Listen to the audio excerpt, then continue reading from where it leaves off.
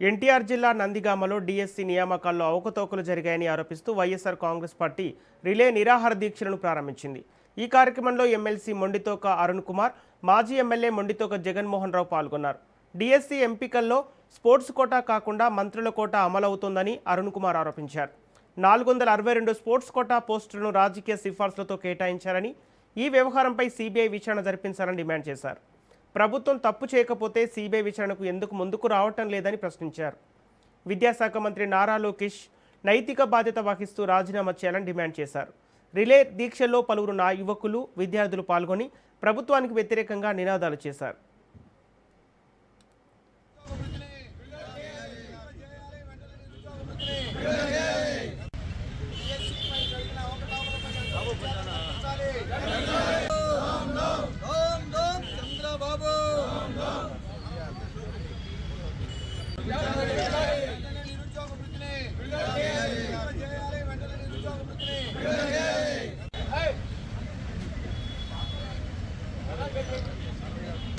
విద్యాశాఖ మంత్రి రాజీనామా చేయాలి. విద్యాశాఖ మంత్రి రాజీనామా వెంటనే విద్యార్థులకు ఇవ్వాల్సిన బకాయిలు వెంటనే విడుదల చేయాలి.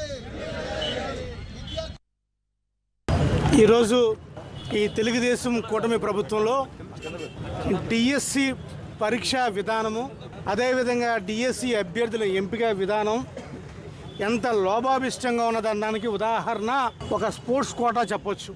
ఎక్కడన్నా స్పోర్ట్స్ కోటాలో మెరిట్ ఆఫ్ స్పోర్ట్స్ మీద, మెరిట్ ఆఫ్ సర్టిఫికేట్స్ మీద కోటా ప్రకటించి దాని ద్వారా అభ్యర్థులను ఎంపిక చేస్తారు. ఇక్కడ స్పోర్ట్స్ కోటా లేదు, ఇక్కడ మినిస్టర్స్ కోటా ఉంది. నీ నిజాయితీ నిరూపించుకోవాలంటే సిబిఐ విచారణ చెయ్యి, లేదంటే నువ్వు రాజీనామా చెయ్యి. నువ్వు రాజీనామా చేసి నీ నిజాయితీ నిరూపించుకొని చెయ్యి. దేశంలో నీ కూటమి ప్రభుత్వం ధర్మేంద్ర ప్రధాన్ చేశాడు కదా రాజీనామా. నీట్ పేపర్ లీక్ అయితే రాజీనామా చేశాడు కదా. నువ్వు పేపర్ లీక్ దానికన్నా ఘోరం ఉద్యోగాలు అమ్ముకుంటున్నావు. ఉద్యోగాలు అమ్ముకుంటే నువ్వు రాజీనామా చేయకపోతే నీకు ఎక్కడ ఉంది క్రెడిబిలిటీ?